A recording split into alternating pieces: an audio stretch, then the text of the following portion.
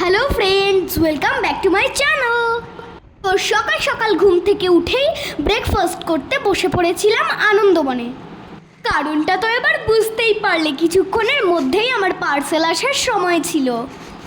পার্সেলটা আসা মাত্রই আমি আনন্দমনে প্যাকেজিংটা ওপেন করতে শুরু করলাম।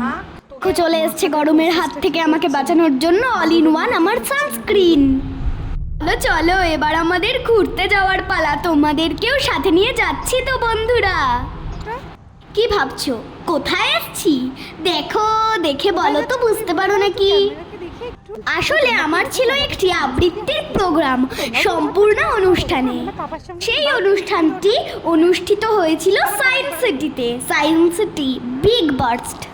মনের আনন্দে বেরিয়ে পড়েছিলাম পারফরমেন্স করতে। শুধু পারফরমেন্সও না, অনেক সেলিব্রিটিদের দেখা, তার জন্যই তো এত আনন্দ ছিল। আচ্ছা বন্ধুরা, দেখে তোমরা বলো তো আমাকে কেমন লাগছিল?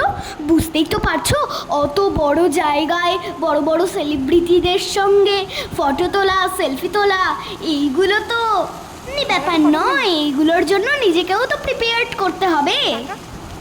তো যাই হোক, সময় ছিল বলে একটু ফটো পোজও করে নিলাম। এবার আমাদের যাওয়ার পালা মেন জায়গায়। এই ভেতরে ঢুকলাম। এবার প্রোগ্রামটা হবে হচ্ছে সেকেন্ড ফ্লোরে। চলো চলো চলো যাওয়া যাক। এই সিঁড়ি দিয়ে এত লম্বা লম্বা, তাই ভাবছিলাম উঠবো কি করে।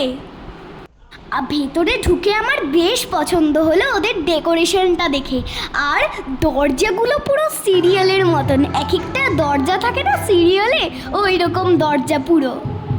প্রথম বরণ শুরু হলো এই আন্টিকে দিয়ে, যার নাম তোমরা সবাই জানো, শকুন্তলা বড়ুয়া। তারপর খেয়ালি দস্তিদার আন্টি, এরপর চৈতি ঘোষাল আন্টি, তারপর পিঙ্কি আন্টি। এরপর মাঝখানে কিছু আমাদের মতো শিল্পীদের অংশগ্রহণ করানো হলো। আর এই যে ইনি হলেন আমার গুরুমা, আর ইনি একজন আমার ভালোবাসার মানুষও। ওনাকে স্টেজে দেখে আমার খুব ভালো লাগছিল। আর এবার আমার নিজের পারফরমেন্স করার পালা। সেলিব্রিটিদের সামনে পারফরমেন্স করার অনুভূতিটাই যেন আলাদা। সবার শেষে আমার পছন্দের সেলিব্রিটির হাত থেকে আমি নিলাম শিল্পী সম্মাননা পত্র। আচ্ছা দেখি তো কে কে বলতে পারো আমার শেষ যে পছন্দের সেলিব্রিটি ছিল তার নাম কি ছিল? যদি বলতে পারো ঝটপট কমেন্ট বক্সে জানাও।